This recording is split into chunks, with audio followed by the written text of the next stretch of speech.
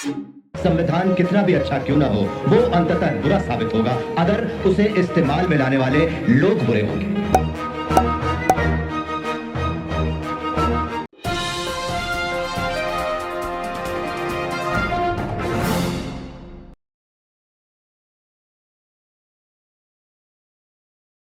नमस्कार।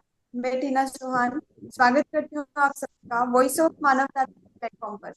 Voice of मानवता एक ऐसा प्लेटफॉर्म है जिस पर सभी लोगों की आवाज उठाई जाती है, जो जिंदा है, जो बोलना चाहते हैं, जो संविधान के बारे में, जो समाज के बारे में अपने विचार रखना चाहते हैं और अपने कार्यों को गति देने के लिए नई चेतनता का विकास समाज में करना चाहते हैं।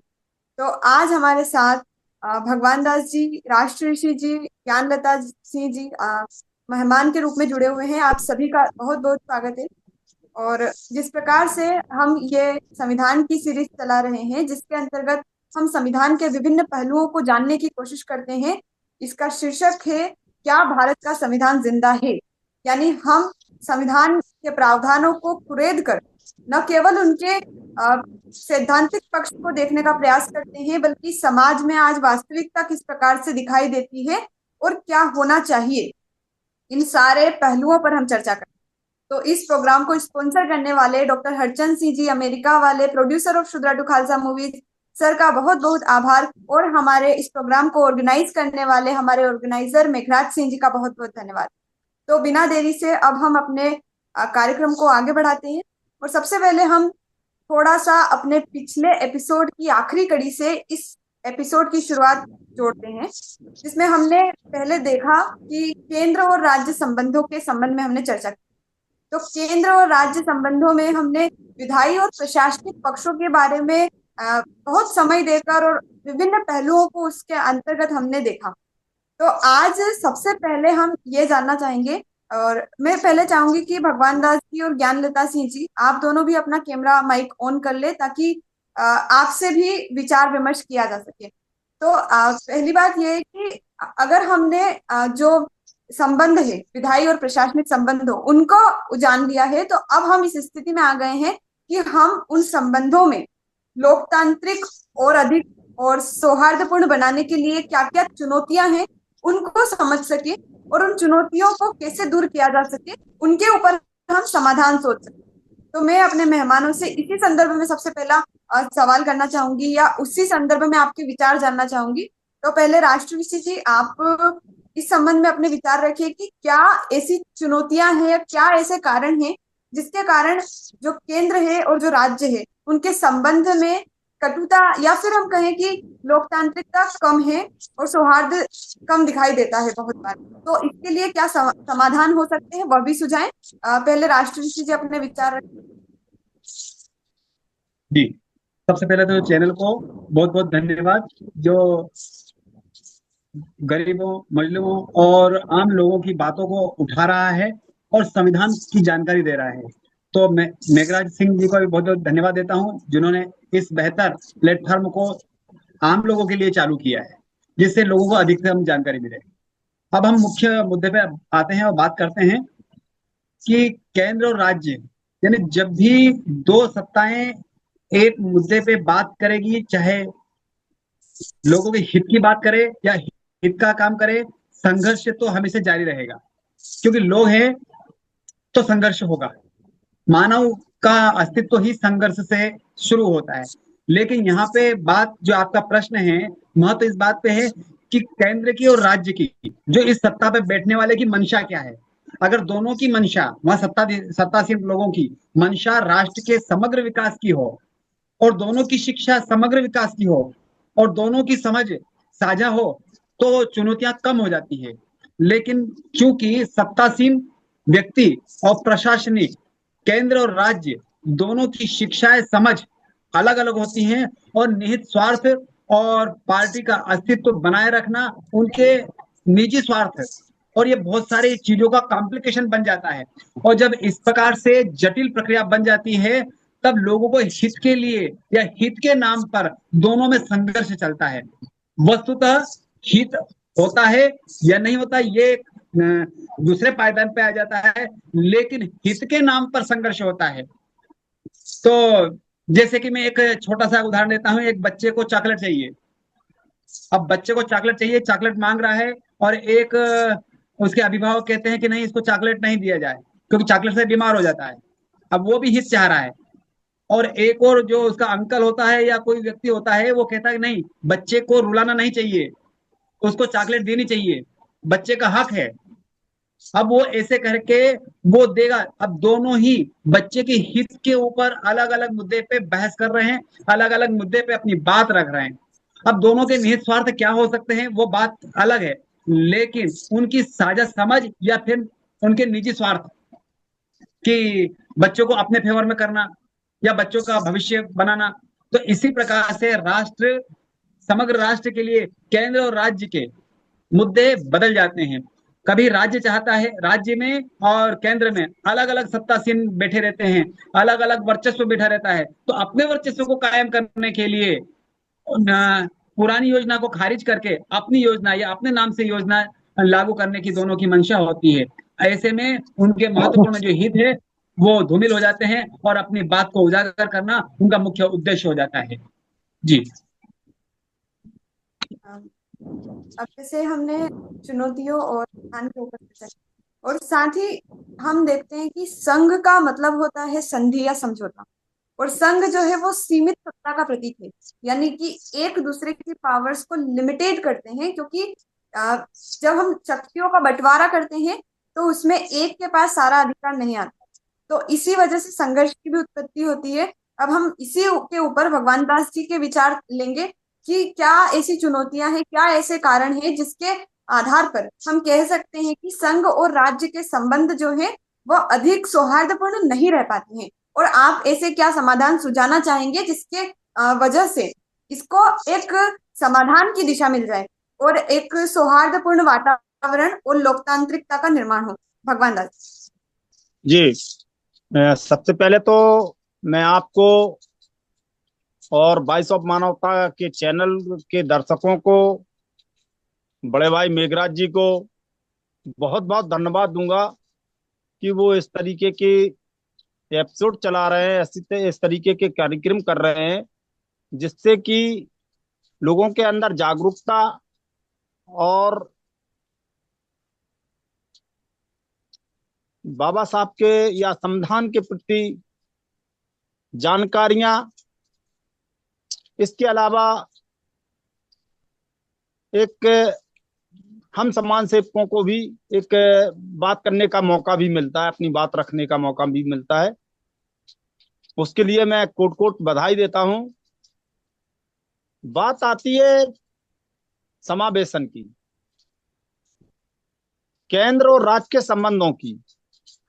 मैंने पिछली बार भी, आप पिछले एपिसोड में भी मैंने कहा था कि जब सबसे पहले तो बात वही आती है कि अगर संविधान कितना भी अच्छा क्यों ना हो, उसको चलाने वाले, देश को चलाने वाले की नीयत अगर अच्छी नहीं है तो संविधान मायना नहीं देता।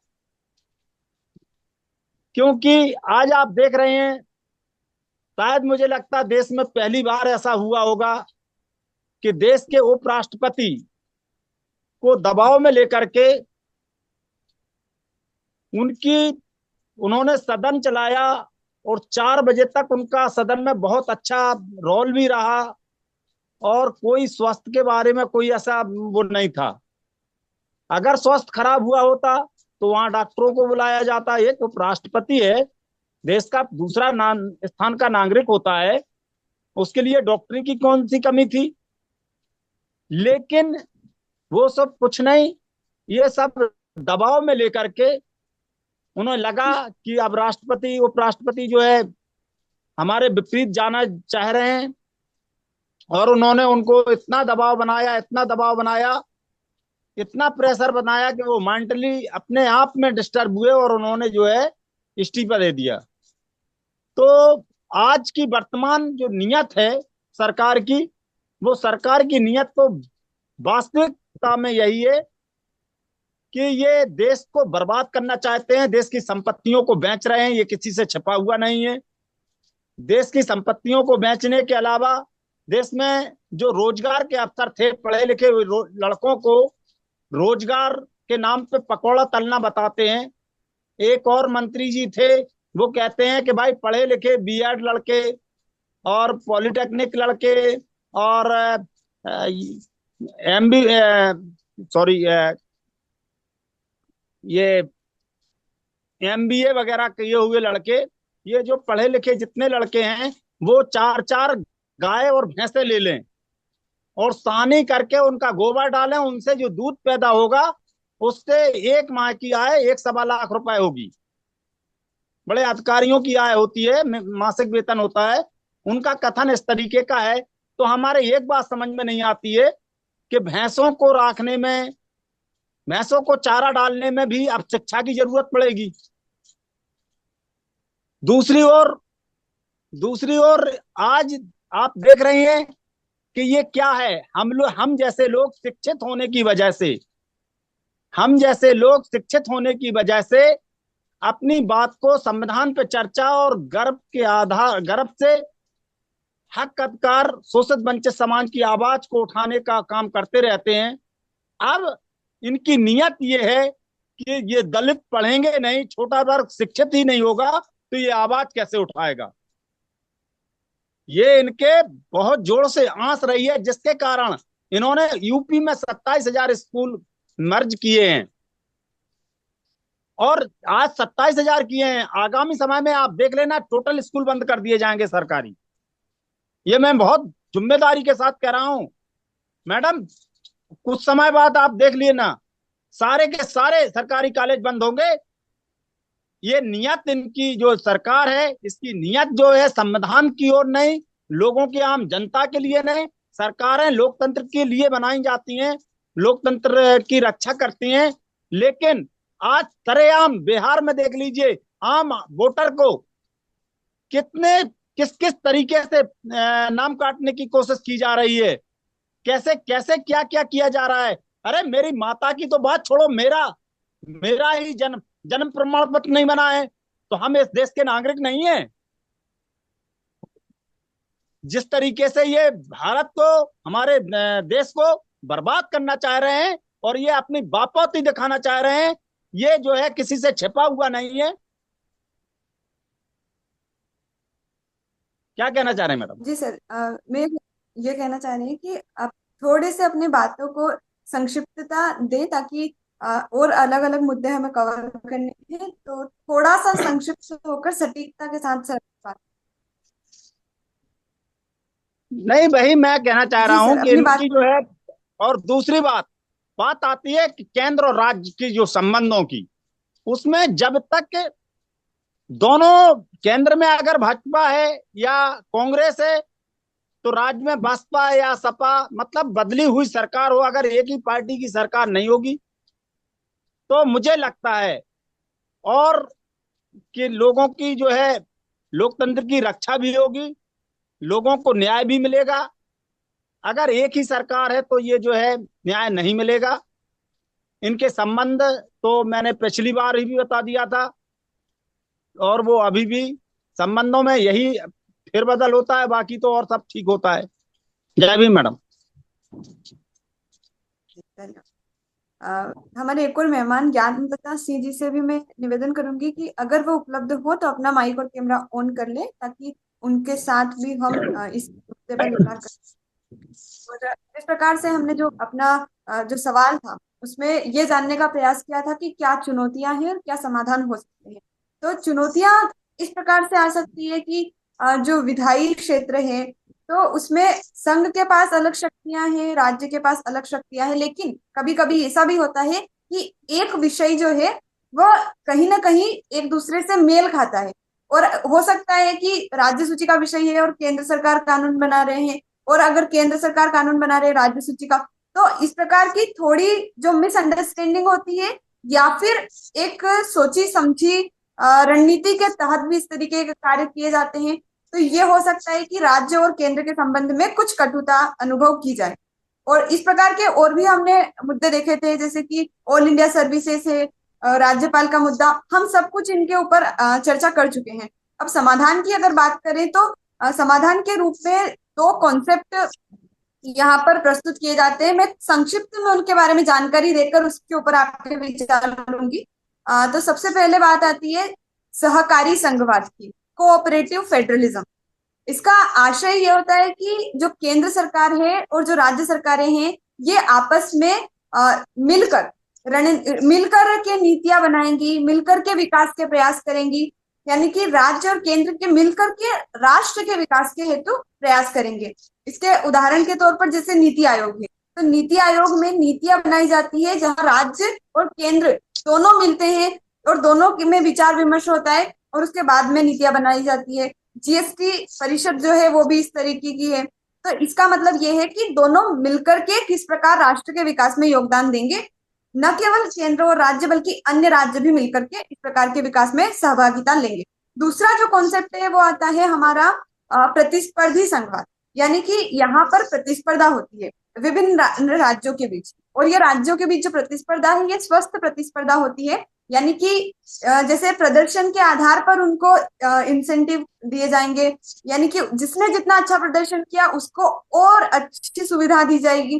तो इस प्रकार से एक दूसरे के साथ वो कॉम्पीट कर पाएंगे और आगे बढ़ पाएंगे। तो इसमें ये नहीं होता है कि एक राज्य जो है वो दूसरे राज्य की टांग खींचेगा, उसको पीछे करने का प्रयास करेगा, बल्कि होता यह है कि वो अपने आप को और आगे बढ़ाने के प्रयास करेंगे। और ऐसे करके हर राज्य अगर आगे बढ़ाने का प्रयास करेंगे तो राष्ट्र का विकास होगा। ये जो दो पहलू है ये दोनों ही भारत के विकास के लिए और संघवाद के लिए कहे जाते हैं। तो मैं दोनों से विचार लेना चाहूंगी कि किस प्रकार से जो सहकारी संघवाद है और हमारा प्रतिस्पर्धी संघवाद है भारत के लिए आवश्यक है।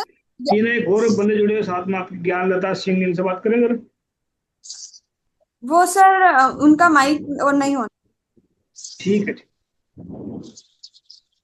तो जी सबसे पहले राष्ट्रीय ऋषि जी आपसे हम इसी के ऊपर चर्चा करेंगे कि आप क्या सोचते हैं कि भारत के विकास के लिए क्या आवश्यक है, सहकारी संघवाद, प्रतिस्पर्धी संघवाद या दोनों, या आप अपने विचार भी रखें और अपनी बात को संक्षिप्त में सर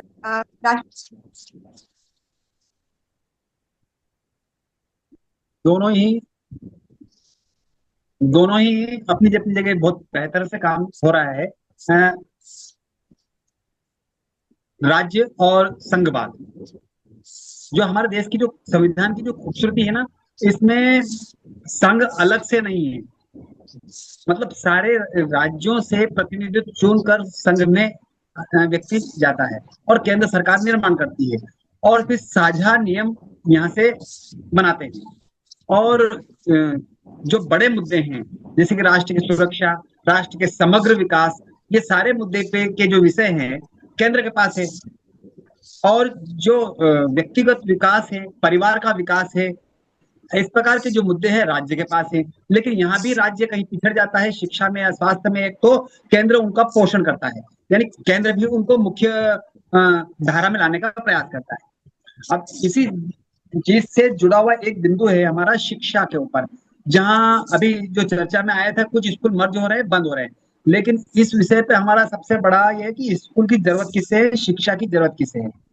जिसको जरूरत है वो व्यक्ति, वो संस्था या फिर वो संस्थान, वो इकाई, क्योंकि समाज को जरूरत है तो समाज अपने स्कूलों को सुदृढ़ करने के लिए अपना प्रतिनिधित्व केंद्र में, राज्य में पहुंचाए, क्योंकि समाज का ही प्रतिनिधित्व शासन प्रशासन है। तो आज स्कूलों में भी जो कुछ त्रुटियां आ रही है तो उसके पीछे हमारी जो समाज की जो इकाई है वो अपने बोझ को खो रही है। तो इसलिए इस खूबसूरती को बरकरार रखना देश के लिए बहुत अच्छा है और बहुत अच्छे से संघ और राज्य के जो संविधान का ढांचा बना हुआ है ये बेहतर है। हाँ, वर्तमान परिस्थिति में कुछ सुधार की संभावनाएं जरूर हो सकती है। जी धन्यवाद। और जिस प्रकार से आपने जो विभिन्न मुद्दों को अपनी बात में रखा वो भी मतलब यहाँ पर प्रासंगिक रखता है, प्रासंगिकता रखता है। और साथ में जिस प्रकार हमने सहकारी संघवाद और प्रतियोगी संघवाद जिसे हम कह सकते हैं इनकी चर्चा की, तो इसके संबंध में हम ये कह सकते हैं कि दोनों इस प्रकार से आवश्यक है कि अगर सहकारिता यानी कि एक दूसरे की हेल्प करके, यानी एक राज्य दूसरे राज्य से मदद लेकर और मदद करके अपने आप को आगे बढ़ाने का प्रयास करेंगे, और दूसरे राज्य से सीखकर अपने आप को और बेहतर बनाने का प्रयास करेंगे, जिससे प्रतिस्पर्धात्मक रूप से भी राष्ट्र का विकास होगा। अब हमारे साथ एक और मेहमान महेंद्र सिंह जी भी जुड़े हुए हैं। मैं चाहूंगी कि सर अपना माइक और कैमरा ऑन कर ले, ताकि विचार विमर्श में आप भी सम्मिलित हो सके। अब हम इसके बाद एक और छोटा सा विषय है कि भगवान दास जी आपके पास आएंगे, आप भी अपना कैमरा और माइक ऑन कर ले। तो इसमें एक बात ये आती है कि केंद्र सरकार और राज्य सरकार दोनों ही अपने अपने में कुछ स्वायत्तता भी रखते हैं, एक तरीके से जुड़े हुए भी हैं। तो आपको क्या लगता है कि भारत के विकास के लिए हमें एक शक्तिशाली केंद्र की आवश्यकता है या सशक्त राज्यों की? भगवान दास जी। जी मैडम, असल में देखो, केंद्र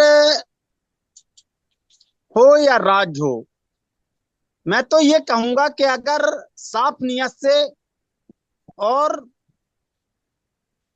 बुद्धिजीवी मतलब सामाजिक व्यक्ति, जिसे समाज का ज्ञान हो, ऐसा व्यक्ति अगर ग्राम प्रधान भी बन जाए तो वो अपने गांव का अच्छे से विकास कर सकता है। इसी चैन में जिला पंचायत सदस्य भी जिला पंचायत अध्यक्ष भी आता है, क्षेत्र पंचायत अध्यक्ष भी आता है। लेकिन ये सारे के सारे जनप्रतिनिधि, चाहे वो मुख्यमंत्री हो चाहे वो ग्राम प्रधान हो, इनकी जब कार्य करने की कार्यशैली, कार्य करने की नियत हो, या शोषित वंचित समाज को हक अधिकार देने की नियत हो। अभी हमारे बड़े भाई कह रहे थे कि स्कूल मर्ज किए जा रहे हैं तो शासन को, केंद्र को, राज्य को लिखा जाए। मैं आपको बताना चाह रहा हूं, मेरे पास एक 22 फरवरी 2024 में शासनादेश जारी हुआ था, जिसमें कहा गया था धरकार, बांसफोड़ और बसोड़ समाज को मुख्यमंत्री आवास योजना की प्राथमिकता सूची में सम्मिलित करो। और यहाँ के अधिकारियों ने लिखा है कि ये जातियां यहाँ नहीं रहती हैं, जबकि हजारों की संख्या में नहीं, 20,000 ये जातियों की संख्या है। कई गांवों में प्रधान है, जिला पंचायत सदस्य भी हैं। इसके बाद भी इन्होंने जब लिखा, तो मैं स्वयं की बात कर रहा हूं, मैं स्वयं SC/ST आयोग, मुख्यमंत्री से और नेता विरोधी दल से लाल बिहारी यादव जी से उत्तर प्रदेश की विधानसभा के अंदर, और सभी जगह आयोगों में, DM कार्यालय में, सभी जगह लिखा, और केंद्र सरकार को लिखा, राष्ट्रपति को लिखा। लेकिन जब इनकी नियत ही शोषित वंचित समाज को दबाने की है, तो क्या होता है लिखने के, अगर लिखने से कुछ हो सकता होता तो ये बंद काय के लिए करते काले। तो इनका जो है नियत करनी और कथनी में बहुत फर्क है। और रही बात आपकी, बड़े भाई बोल रहे थे कि दोनों में एक ही बात है, सच्चाई है कि ठीक है, सहकारिता संघ में और राज्य में एक होते हैं, लेकिन ये पिठी में कहीं न कहीं छुरा भोंकने का काम कर रहे हैं। और ये साफ नियत से कोई भी बंदा काम नहीं करना चाहता है। जितने भी जनप्रतिनिधि, चाहे वो सहकारी समिति, चूंकि सहकारी समितियों में भी अध्यक्ष होते हैं, उनके वो होते हैं मेंबर, सदस्य होते हैं, बाकायदा डेलीगेट कहते हैं उनको, तो वो भी होते हैं। लेकिन ये लोग कहीं भी, इसमें समय समय पे किसानों के लिए छूट आती थी, समय समय पे खाद बीज का प्रोग्राम व्यवस्थाएं होती हैं, लेकिन ना खाद मिलती है किसानों को, ना बीज मिलता है किसानों को। किसान महीनों लाइन में लगे रहते हैं और उनको जो है खाद बीज मुहैया नहीं कराया जाता है, जिसके कारण उनकी फसलें बर्बाद की हो जाती हैं। जय भीम, नमो बुद्धाय।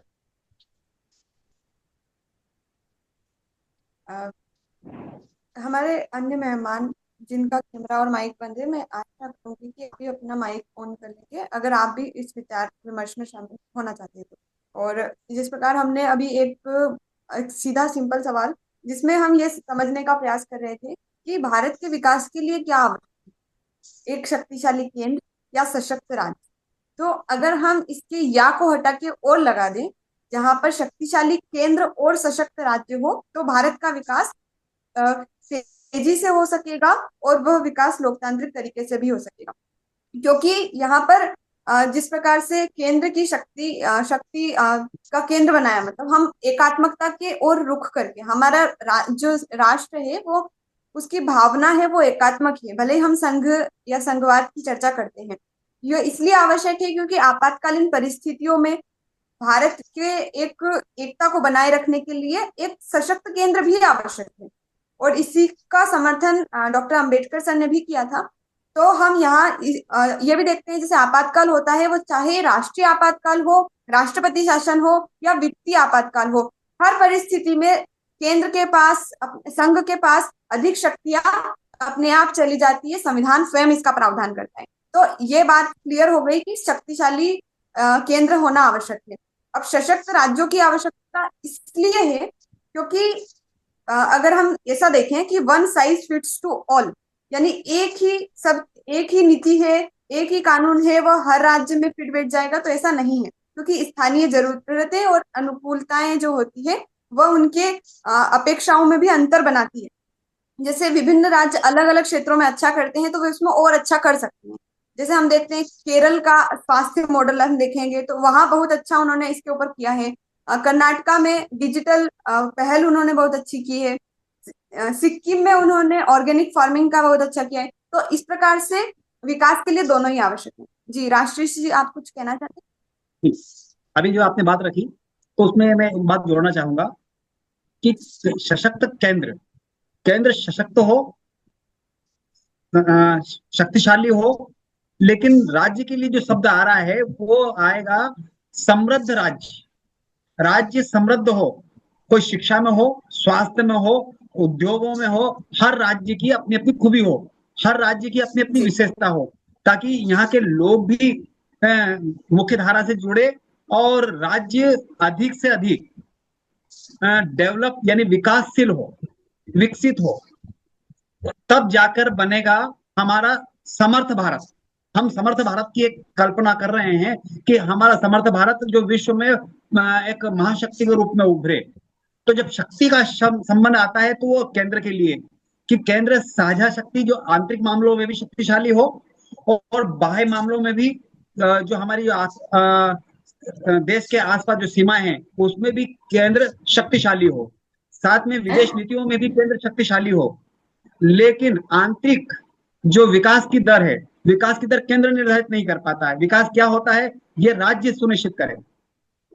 राज्य हर एक अलग अलग खूबी के साथ, उसकी जलवायु अलग है, उसके खनिज संपदा अलग अलग है, तो राज्य खूबसूरती के साथ जो जिस क्षेत्र में आगे है उस राज्य उस क्षेत्र में समृद्ध बनता रहे। जी, और उस समृद्धि के साथ अन्य राज्यों द्वारा जो प्रयास किए जा रहे हैं वो आपस में मिलकर के एक दूसरे की आवश्यकताओं की पूर्ति कर सकते हैं और आत्मनिर्भर भारत बनेगा। राज्य जो है वो समृद्धि की ओर ले जाएगा। तो जी सर, आपका धन्यवाद। हम सशक्त के स्थान पर अगर जो आपने एक शब्द बताया, क्या शब्द बताया सर? समृद्ध। क्या? समृद्ध राज्य। समृद्ध, ये उचित शब्द प्रतीत होता है। तो हम अगले बिंदु पर अब आते हैं। अब हम बात करेंगे, हमने पिछले एपिसोड में विधायी और प्रशासनिक संबंधों की चर्चा की कि संघ और राज्य के ये संबंध इन क्षेत्रों में किस प्रकार के हैं। लेकिन एक सबसे महत्वपूर्ण जो संबंध है वो वित्तीय संबंध है, क्योंकि वित्त के माध्यम से ही राज्य केंद्र सब संचालित होते हैं। तो हमारे संविधान का भाग 12 जिसमें आर्टिकल 268 से आर्टिकल 293 तक केंद्र और राज्यों के वित्तीय संबंधों के बारे में चर्चा होती है। और एक आयोग बना था, केसी वेयर आयोग, उसने 1953 में बने इस आयोग ने कहा था कि the financial strength of the states is the foundation of a true federation, यानी कि जो राज्यों की वित्तीय स्वायत्तता है वह एक सच्चे संघवाद के लिए बहुत आवश्यक है और उसका फाउंडेशन है। तो इसी के संबंध में, इसी के संदर्भ में हमें इन संबंधों को समझना चाहिए। तो हम थोड़ा सा इसकी पृष्ठभूमि को देखते हैं, जिसे संघ सूची, राज्य सूची, समवर्ती सूची और इनके बारे में हमने विधायी शक्तियों के संबंध में भी चर्चा की। तो यहाँ पर भी जैसे संघ सूची के जो विषय है उस पर जो टैक्स लगाने की शक्ति है वो केंद्र सरकार के पास, राज्य सूची के जो विषय है उस पर टैक्स लगाने की शक्ति राज्य सरकार के पास। और जो अवशिष्ट शक्तियां हैं वो तो ऑब्वियस ही है कि केंद्र सरकार ही उस पर टैक्स लगाएगी, और ये हमारा कर राजस्व होगा जो कि केंद्र सरकार या राज्य सरकार को मिलेगा।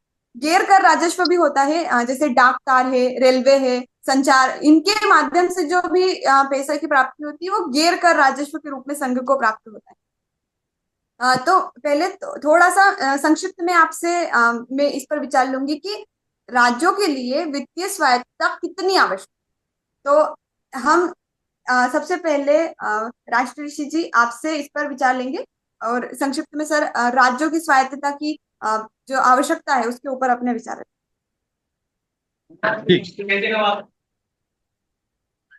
राज्य के लिए जो वित्त की जो आवश्यकता है उसके मुख्य बिंदु हैं, उन मुख्य बिंदुओं के आधार पर हम ये तय कर सकते हैं कि राज्य को वित्त की कहाँ कहाँ आवश्यकता है।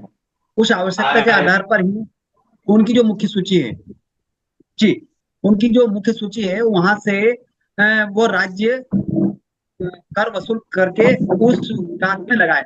जैसे कि शिक्षा राज्य की आवश्यकता है, क्योंकि राज्य की जिम्मेदारी है कि अपने राज्य को अग्रिम पंक्ति में खड़ा करे, तो उसके लिए हर व्यक्ति को उसको खड़ा करना राज्य की जिम्मेदारी है। तो राज्य इसके लिए क्या कर सकता है कि उसको उस वित्त को अधिक से अधिक शिक्षा के लिए लगाए। शिक्षा का ही दूसरा पायदान है मूलभूत शिक्षा के बाद लोगों को मुख्य रोजगार से जोड़ना, यानी उद्योगों को बढ़ाना, कृषि को बढ़ाना, और गोपालन, पशुपालन, यह सारे जो क्षेत्र हैं, उत्पादन, इसके बाद में सिलाई कढ़ाई बुनाई, ये जितने भी चीज हैं उन सबको समायोजित रूप करके एक व्यवस्थित ढांचा प्रदान करना राज्य का काम है। और राज्य को इन सबको संचालन करने के लिए जो वित्त प्राप्त होता है वो यहाँ, और इसके आधार पर वो वित्त की योजना बनाए। इसके बाद अन्य जो मुद्दे बचते हैं, वो फिर केंद्र के पास जाते हैं। जी जी सर, धन्यवाद। और इसी संदर्भ में ज्ञानलता जी जो है, आपसे भी हम इसी इसी मुद्दे पर विचार लेना चाहेंगे कि जो राज्य की वित्तीय स्वायत्तता है वह राष्ट्र के विकास के लिए और राज्य के विकास के लिए किस प्रकार आवश्यक है, और क्या आपको लगता है कि आज किस रूप में हमें वित्तीय स्वायत्तता राज्यों में दिखाई देती है? ज्ञानलता जी। नमो बुद्धाय, जय भीम। सबको मेरा बाय हार्ट गुड इवनिंग। आज हम लोग जो इस मीटिंग में आए हैं, तो इसमें आप लोग ने हमें बोलने का मौका दिया, इसके लिए बहुत बहुत धन्यवाद। और आज जो आपने विषय उठाया ये बहुत ही महत्वपूर्ण विषय है, इसमें सभी को योगदान करने की जरूरत है, और ये योगदान हम अपने जो हमारा संविधान है उसके पूर्णतः लागू होने के तरीके से ही हम इसको कर सकते हैं। और इसका जो चल रहा है, इस समय का जो परिवेश चल रहा है, वो शायद हमारे इस संविधान को थोड़ा सा समझ नहीं पा रहा है, और इसको बहुत ज्यादा समझने की जरूरत है। जब इसको हम पूर्णतः समझ जाएंगे ना, तो हमें फिर किसी भी परिस्थिति में, कोई भी परिस्थिति हो, हमें जो हमारा समय चल रहा है उससे निकलने में हमें कोई परेशानी नहीं होगी, आराम से निकल सकते हैं। और हम जो हमारा जो ये मतलब परिस्थिति है, सिर्फ संविधान के वजह से ही आगे बढ़ रही है, और हम इसको समझेंगे पूर्णतः, तभी हम और आगे खुद बढ़ पाएंगे और हमारे लोगों को भी आगे बढ़ा पाएंगे। और इतने ही शब्दों में मैं वाणी देते हुए आप लोग से आज्ञा लेती हूँ, और आप लोग आगे जो भी है तो चालू रखिए। और मैं क्षमा चाहती हूँ, थोड़ा सा लेट आपसे जुड़ी, क्योंकि मैं थोड़ा अपना ऑफिस मीटिंग में थी, तो इस वजह से थोड़ा टाइम नहीं दे पाई। नेक्स्ट टाइम पूरा टाइम दूंगी आपको। धन्यवाद। महेंद्र सिंह जी, आप भी अपने विचार रख सकते हैं।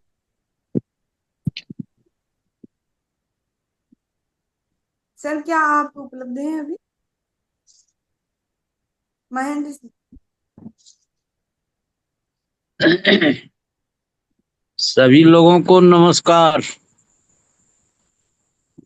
आवाज पहुंच जी रही सर, है? जी सर, मैं आवाज ये पहुंच जानना रही है। और मैं ये आज आप लोगों के पटल पर जो मैंने सुना, ये अपनी अपनी लोग विचार दे रहे हैं या संविधान के पुस्तकों में है?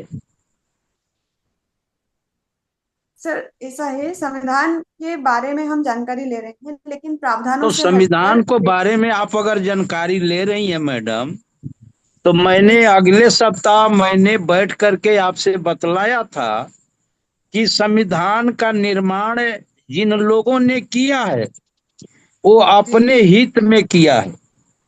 आज भी हमारा देश बहुत मजबूत है, हमारा संघ बहुत मजबूत है, हमारा राज भी बहुत मजबूत है, लेकिन राज्य और देश में रहने वाले 90% जो लोग हैं उनकी दशा क्या है? आज उनके लिए न रोजगार है, न शिक्षा है, किसी प्रकार का कोई संवैधानिक गारंटी नहीं है। तो हम क्या माने? अगर कोई सज्जन अगर ये बात कहते हैं कि ना संविधान में है, तो हम खुला उनसे डिबेट करना चाहते हैं। वो बतलाएं कि 90% गरीबों के लिए, वंचितों के लिए इस संविधान निर्माताओं ने और संविधान ने आज तक दिया क्या? कोई तो बतलाए। संविधान का निर्माण को समझिए, संविधान निर्माता को समझिए, और अपनी अतीत और वर्तमान को भी देखिए कि हमारे पूर्वज जब संविधान नहीं था तो भी गुलाम थे, और जब हमारे देश में संविधान बना तो भी हम लोग आज वर्तमान में भी गुलाम हैं। आखिर ऐसा क्यों?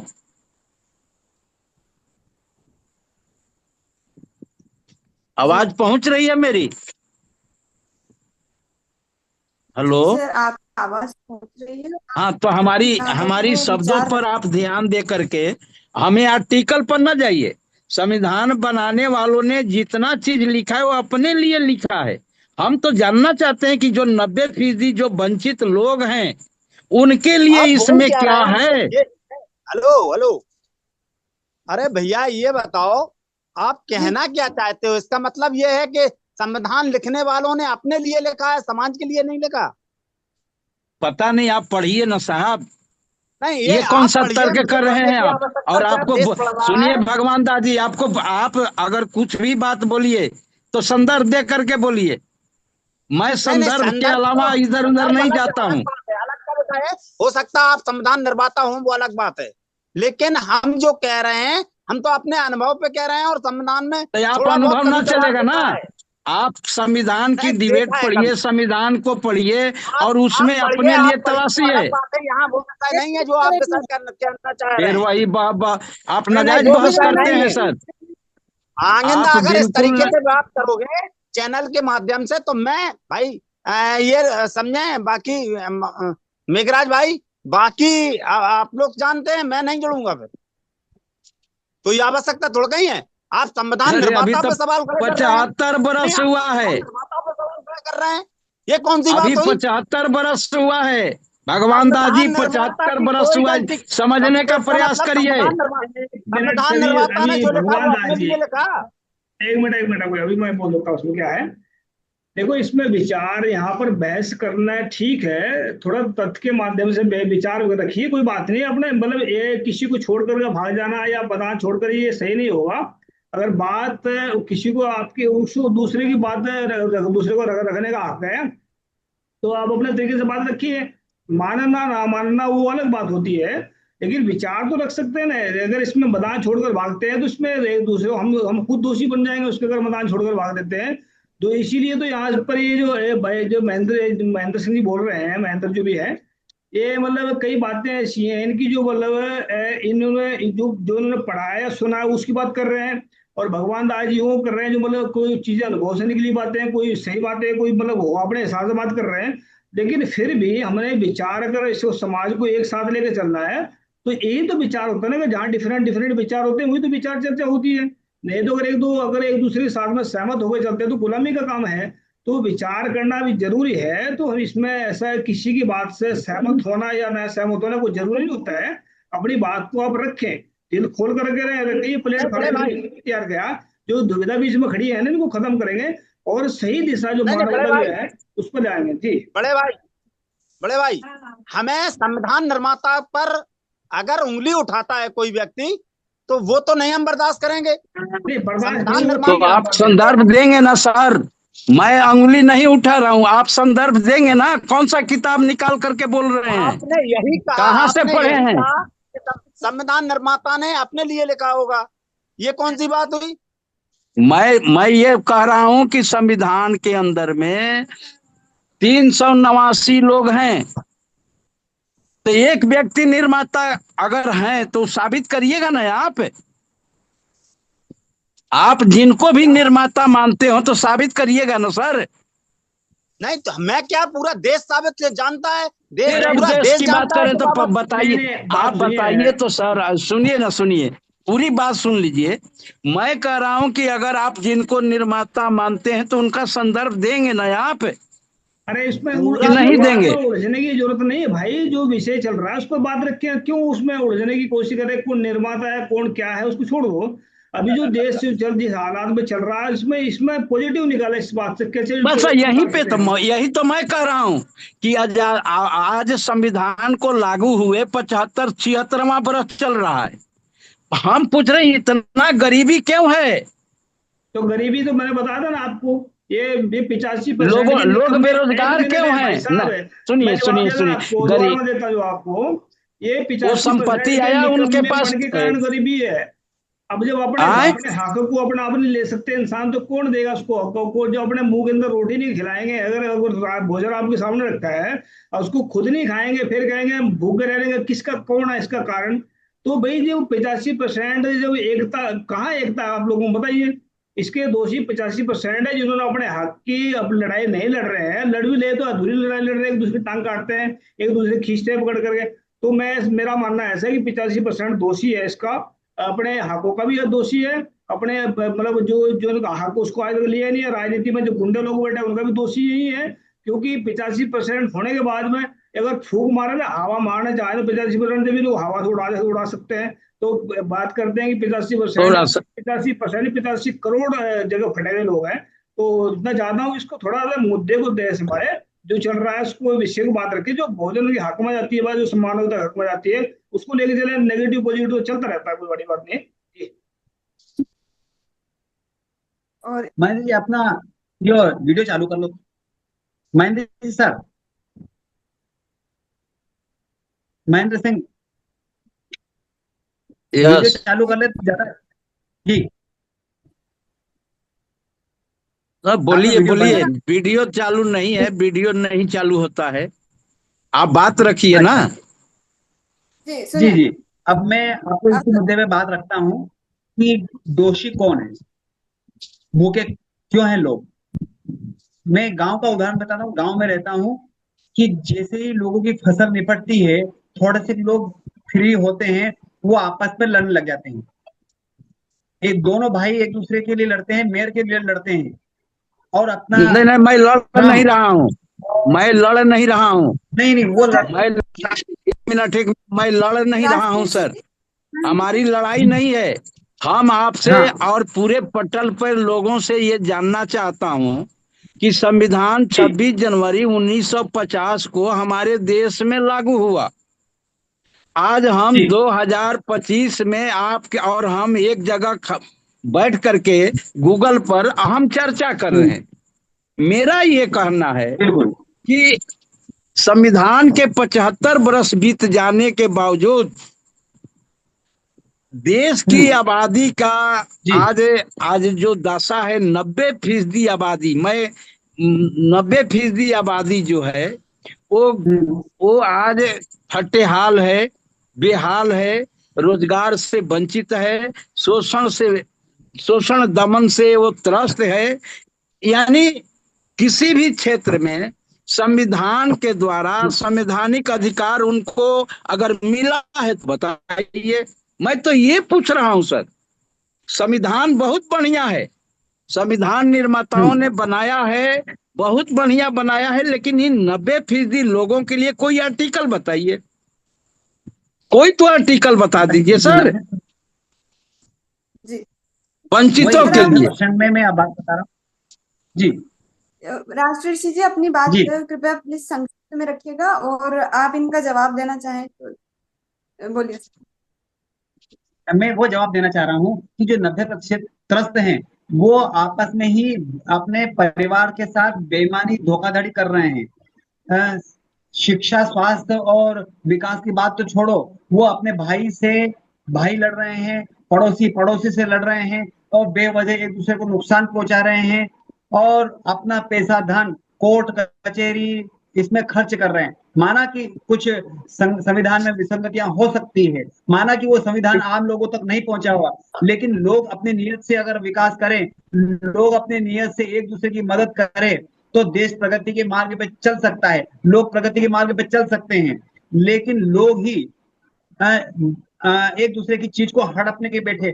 बहुत सारे मुद्दे मेरे पास हैं यहाँ पे कि एक की जमीन को लेकर दूसरा बैठा और वो उसको बना रहा है और वो उससे झगड़ रहा है, वो उसको झगड़ रहा है, बिना कारण से वो उसको हत्या रहा है, वो उसका हक नहीं दे रहा है।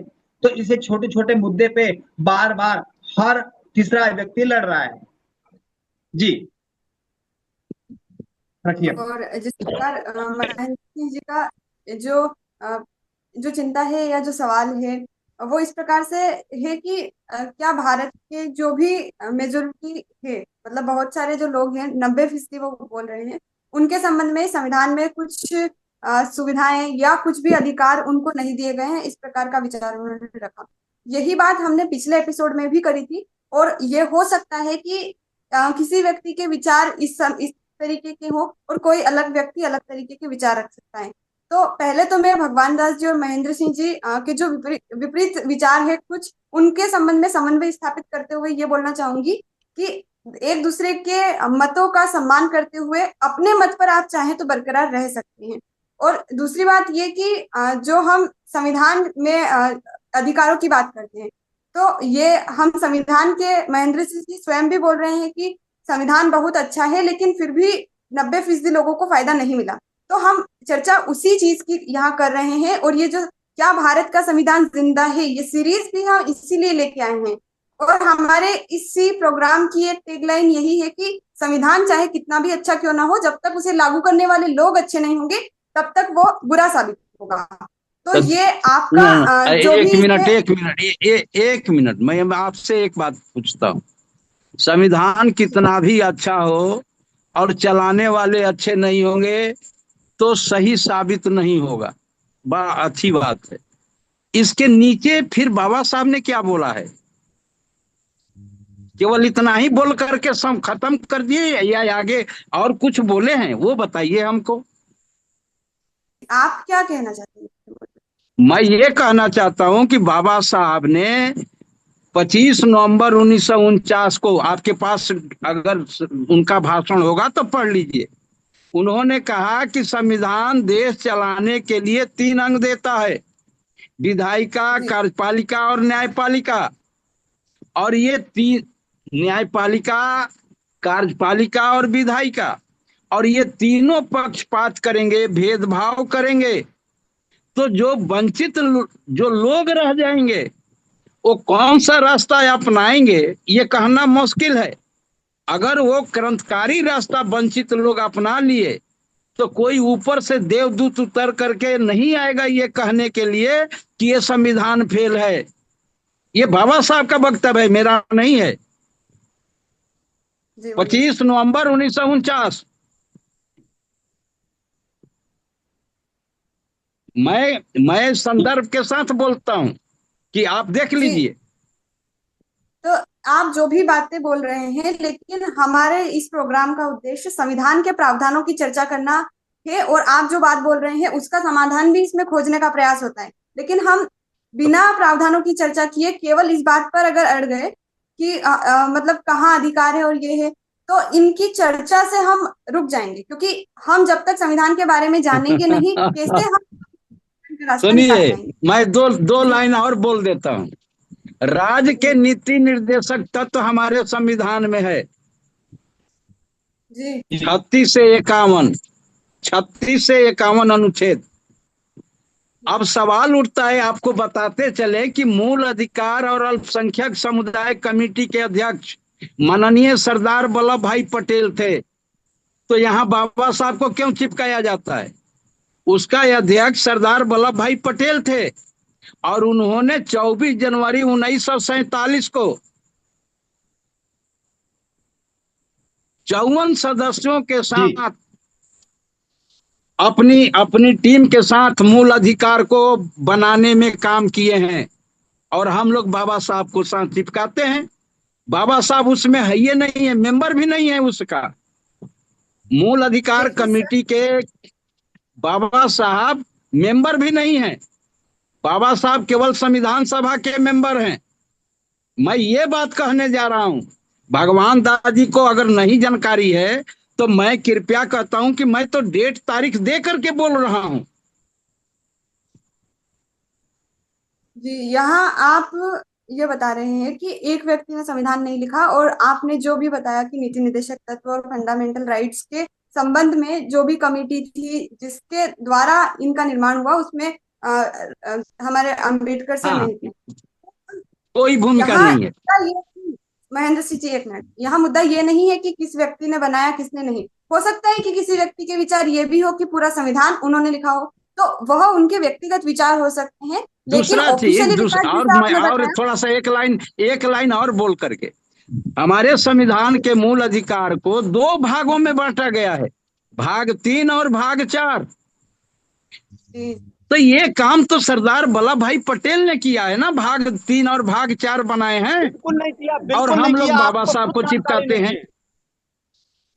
जी, आपको खुद जानकारी नहीं है, बिल्कुल नहीं किया। सरदार वल्लभ भाई पटेल का स्वास्थ्य खराब हो गया था, ठीक है। हो सकता है आप उस समय में होंगे, मैं किताब की बात बोल रहा हूँ। आपको जानकारी है नहीं, और जो बात इस विषय है, उस विषय को आप बनाए फिर रहे हैं। जिस विषय पे चर्चा है उस विषय पे चर्चा नहीं करना चाहते। ऐसा ना है भगवान दास जी, मैं चर्चा तो उसी पर कर रहा हूँ। नहीं कर रहे हैं, आप चर्चा करके अपना समय बर्बाद करिएगा, वो अलग बात है। मैं पूछ रहा हूँ आप ही से। हम लोगों ने तो जीवन अपना बर्बाद कर दिया यार, तुम समय की बर्बाद कर रहे हो। नहीं सीखे हैं आपने कुछ, आपके पास कुछ है नहीं पढ़ने को। हमें तुमसे सीखने की जब तक आप पढ़ेंगे नहीं, जब आप संदर्भ नहीं देंगे तो हवा में बोलते रहिए सर, मैं क्या करूंगा। आदरणीय भगवान दास जी और आदरणीय महेंद्र सिंह जी, हाँ मैं अपनी बात रख रहा हूँ। संविधान किसने लिखा है और कब लिखा, किस परिस्थिति में लिखा, महत्व यह इस बात का नहीं है। अभी हमारे बीच में जो संविधान उपलब्ध है वो हमको क्या दे रहा है, उससे हमको क्या लेना है, क्या समझना है और कहाँ और उसको बेहतर किया जा सकता है, इस विषय पे हम चर्चा करने जा रहे हैं। तो इसको हम आगे बढ़ाएं। जो भी परिस्थिति में हमें सौगात के रूप में मिला है, पैतृक रूप में मिला है, या हमने अर्जित किया है, या फिर ये अंग्रेज लिख के गए हैं, ये जो भी है हमारे लिए महत्वपूर्ण ये नहीं है। महत्वपूर्ण ये है, ये सोने का जो हार है हमारे हाथ में आ गया है, इसको बखूबी हम लाभ ले, लाभान्वित हों, और किस प्रकार से हम वंचित हैं उस पे हम चर्चा करें। आदरणीय महेंद्र सिंह जी, बड़े भाई आपकी बात बिल्कुल, आपकी बात से मैं पूर्णतः सहमत हूँ, और अभी तक ऐसा ही करते रहे हैं। आपने देखा भी था होगा कि जब डिबेट चालू हुई तो मैंने पहले 90% जवानों से लेके, बच्चों से लेकर के, शिक्षितों से लेकर के उसी बात को उठाया था कि 90% लोगों की। लेकिन रही बात, अगर ये बड़े भाई कह रहे हैं कि बाबा साहब नहीं, सरदार वल्लभ भाई पटेल, तो सरदार वल्लभ भाई पटेल कि स्टेचू पे कभी मोदी आपके नहीं गए हैं वो पुष्प अर्पण करने, संविधान निर्माता नहीं कहा गया। भगवान दास जी, हाँ मैं इस बात को आगे रख रहा हूँ। देखो इस विषय पर हम चर्चा फिर कभी करेंगे, पर अभी महत्वपूर्ण चर्चा इस पे करेंगे अपन कि संविधान से हमें क्या मिल रहा है और कहाँ कोई वंचित कैसे रह गया। अभी आदरणीय महेंद्र सिंह जी ने बहुत अच्छी बात उठाई कि संविधान के होते हुए 75 वर्ष होने के बावजूद भी 90% लोग वंचित रह गए। तो वंचित कैसे रहे, इस विषय पे चर्चा करें। बहुत अच्छे प्रश्न पे हम चल रहे हैं, तो आप समाधान की ओर बात रखें। भगवान दास जी आप भी रखें कि कहां से कैसे रह गए हैं, और यदि 90% से ज्यादा लोगों को लाभ मिला है तो किस प्रकार से लाभ मिला, इस विषय में हम चर्चा करते हुए आगे बढ़े। और जब इस प्रकार से चर्चा करेंगे तो संविधान की खूबसूरती में हम और चार चांद लगा पाएंगे। जी जी रखिए। एक संतुलित विचार आशुतोष जी आपने रखा, ये यहाँ पर इसकी आवश्यकता भी है, क्योंकि एक बात हम जैसे हमने कहा भी कि किसी का विचार हो सकता है कि वो व्यक्तिगत रूप से किसी को श्रेय देना चाहे, तो वो उसका व्यक्तिगत मसला है।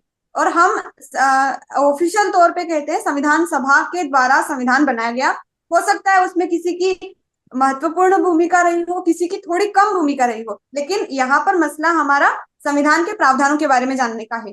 और जिस प्रकार हम वंचितों के बारे में बातें कर रहे हैं और समाज के प्रति हमारी जो जिम्मेदारी है, और संविधान उसको क्या किस प्रकार से संतुलित करते हुए आगे बढ़ा सकता है, ये मुद्दा हमारा है। तो हम अगर यहाँ ये बोलेंगे कि अभी तक भी इसका कुछ हल नहीं निकला है, और अभी हम केवल यही बोलेंगे तो हल आगे भी नहीं निकलेगा। हमें यह बोलने के बाद यह जानने की आवश्यकता है कि हल कैसे निकलेगा। तो इसी हल कैसे निकलेगा का उत्तर हम इस संविधान से रिलेटेड जो हमारे विचार विमर्श है इसके द्वारा उसका हल खोजने का प्रयास करते हैं। और इसीलिए हम यहाँ पर प्रावधानों की चर्चा करते हैं, और प्रावधानों के बाद उसमें महत्वपूर्ण पक्ष हम विचारों का रखते हैं कि पहले हम ये भी देखते हैं कि आज आप जो भी विद्वान हमारे साथ जुड़ते हैं, जो मेहमान हमारे साथ जुड़ते हैं, वो क्या सोचते हैं, उन्हें क्या लगता है अनुभव के आधार पर कि आज समाज में किस पर्टिकुलर मुद्दे पर, जैसे हम वित्त की बात कर रहे हैं तो वित्तीय क्षेत्र में क्या आज की स्थिति आप देखते हैं, और उसके बाद हम समाधान जानने के प्रयास करते हैं। क्योंकि हमारे हाथ में अभी यही है कि हम अपने अनुभव और स्थिति परिस्थिति के आधार पर जिस प्रकार से भी हल निकाल सके उसको हम निकालने का प्रयास करें और एक कंसेंसस बिल्ड करने की कोशिश करें। क्योंकि अगर दो व्यक्तियों के विचार यहाँ पर इतने से क्षेत्र में थोड़ी सी अराजकता उत्पन्न कर सकते हैं, तो हमारे देश में रहने वाली 90% आबादी अगर अलग अलग विचार रखेगी तो देश आगे कैसे बढ़ पाएगा। तो यही कंसेंसस बिल्डिंग का प्रोग्राम ये है, और इसमें हम विभिन्न विचारों को लेते हैं, क्योंकि you have the right also the right to disagree, मतलब आप एग्री भी कर सकते हो, डिसएग्री भी कर सकते हो, लेकिन आपको सुनना भी है सबको। तो पहले हम आगे इसके थोड़े से मुद्दे जिस पर हम अभी विचार कर रहे थे उसको हम लेते हैं कि वित्तीय संबंध हमारे कैसे हैं।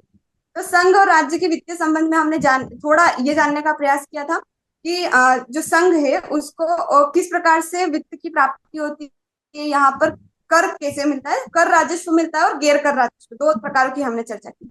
तो और क्या क्या बिल्डिंग ब्लॉक्स है जिसके माध्यम से दोनों जो हमारे सेक्टर है या फिर दोनों स्तर है वो किस प्रकार से एक दूसरे से संबंध स्थापित करते हैं। तो यहाँ पर वित्त आयोग की बात आती है। थोड़ा सा वित्त आयोग के बारे में हम चर्चा करते हुए इस चर्चा को फिर समाप्त करेंगे। तो वित्त आयोग में आर्टिकल 280 के तहत यहाँ पर वित्त आयोग ये अनुशंसा करता है कि संघ और राज्यों के बीच में किस प्रकार से वित्त का बंटवारा और विभिन्न राज्यों के बीच में किस प्रकार से वित्त का बंटवारा होगा। साथ में वो अनुशंसा ये भी करते हैं कि जो स्थानीय निकाय है जैसे पंचायतें हैं, नगर पालिकाएं हैं, इनके संबंध में उनको मतलब कितने फंड की आवश्यकता है और उनकी क्या क्या आवश्यकता है इसके बारे में वो सिफारिशें करते हैं। और साथ में विभिन्न राज्यों में जो अनुदान देना होता है तो अनुदान से रिलेटेड मतलब पूरी भारत में विभिन्न राज्यों और विभिन्न क्षेत्रों में जितने भी वित्त की आवश्यकताओं से संबंधित जो भी जानकारी है उसको उसके आधार पर वो एक अनुमान लगाते हैं और फिर उसकी सिफारिश करते हैं। तो यहाँ पर उनकी सिफारिश जो है वो बाध्यकारी नहीं होती है लेकिन सलाहकारी है। तो क्या वित्त आयोग जो है आज अपनी भूमिका को ठीक तरीके से निभा पा रहा है? क्योंकि हम ये भी देखते हैं समस्याओं के रूप में कि विभिन्न राज्यों में ऐसा होता है कि किसी राज्य को ज्यादा अनुदान मिल जाता है, किसी को कम मिलता है। यहाँ पर पक्षपात से जुड़ी बात भी आती है। तो इस पर भगवान दास जी आप पहले अपने विचार रखिए। देखिए वो तो जैसे कुछ आय के स्रोत राज्यों के पास भी हुआ करते हैं और आय के स्रोत जैसे खनन है और परिवहन निगम है, तमाम प्रकार के इस तरीके के विभाग हैं। और रही बात कुछ केंद्र का भी अंश रहता है, केंद्र का भी अंश रहता है। और इसका जो है जो भी सदन में बैठक होती है और जो बहुत मुद्दती एक दस्तावेज के रूप में माना जाता है वो वित्तीय होता है। और सदन में जो पटल पर रखा जाता है और रखने के बाद उसमें ये भी होता है कि इन योजनाओं का संचालन करना है। जो आय है उसका व्यय करने के लिए, आय और व्यय दोनों महत्वपूर्ण है यहाँ। और उनको जो है जैसे 10,000 करोड़ की आय हुई तो उन्होंने 9,000 करोड़ जो है अन्य विभागों के माध्यम से, शिक्षा है, स्वास्थ्य है और किसानी से संबंधित है, सभी जगह जो है बांटते हैं। और कुछ उसका अंश जो है केंद्र से भी मिलता है। अब कुछ अगर देश हित में नहीं है या प्रदेश के हित में नहीं है तो उसको जो है राज्यपाल स्वीकृत नहीं करता है तो वो राष्ट्रपति के लिए चला जाता है। राष्ट्रपति केंद्र से सलाह मशवरा करने के उपरांत अगर वो उचित समझ में आता है तो स्वीकृत कर लिया जाता है, अन्यथा की स्थिति में उसको खारिज कर दिया जाता है। भगवान दास जी धन्यवाद। हमने वित्त आयोग की चर्चा की, लेकिन हमारे समय सीमा को देखते हुए अब हम वित्त आयोग की पृष्ठभूमि को इसमें हमने समझा। अगले एपिसोड में हम वित्त आयोग के बारे में और महत्वपूर्ण जानकारियों और उसके वैचारिक पक्ष पर भी चर्चा करेंगे। तो आज समय सीमा को देखते हुए हमें अपने प्रोग्राम को यहीं समाप्त करना होगा। और हमारे साथ जुड़े मेहमान महेंद्र सिंह जी, भगवान दास जी, राष्ट्रीय जी, ज्ञानलता सिंह जी, सभी का बहुत बहुत धन्यवाद। और यहाँ एक वैचारिक जो हमारा मंच है इस पर आप सभी का अगले एपिसोड में फिर से स्वागत है। और हमारे ऑर्गेनाइजर मेघराज सिंह जी का भी बहुत बहुत धन्यवाद। और साथ में हमारे इस प्रोग्राम को स्पॉन्सर करने वाले डॉक्टर हरचंद सिंह जी, अमेरिका वाले, producer of Shudra to Khalsa movies, sir का भी बहुत बहुत आभार। दर्शकों को इस प्रोग्राम से बहुत कुछ सीखने को मिला होगा और ये भी देखने को मिला होगा कि किस प्रकार से वैचारिक भिन्नताओं के होने के बावजूद हमें समन्वित रूप से कार्य करना है। तो हम इसके ऊपर और भी सार्थक चर्चा को गति देंगे। अगले एपिसोड में फिर से मिलेंगे। तब तक के लिए सभी अपना ख्याल रखिए। वॉइस ऑफ मानवता एक बार फिर आपका धन्यवाद। Meghraj Singh has brought the solution to the problems of the whole world in the form of a book. Book number 1. What is the solutions to the serious disputes within families in the world? This book contains solutions to the problems of families all over the world and solutions to the problems of countries all over the world. Book number 2. How will human around the world lives freely from mental slavery? This book contains solutions to the problems in the minds of atheists, theists, and people all over the world. Book number 3. We will eradicate racism from the entire world. In this book, racism is spread all over the world. Racism has made life difficult for people of almost the world. This book contains the solution to end racism. Book number 4. How can mankind get ultimate happiness? Let's find out. In this book, people from all over the world can make their lives happy, and by solving the problems, ways have been explained in this book. Book number 5. How poor Meghraj Singh became the king of Satyayog. This book contains 30 parts of the story related to the life of Meghraj Singh, in which every word is full of truth. The people who read this book will never be disappointed in life and will never fail. After reading this book, all people will live life with self-respect and will be successful happily. Although there are many writers in the world, some write novels, some write poetry, some write common books, some write very big films.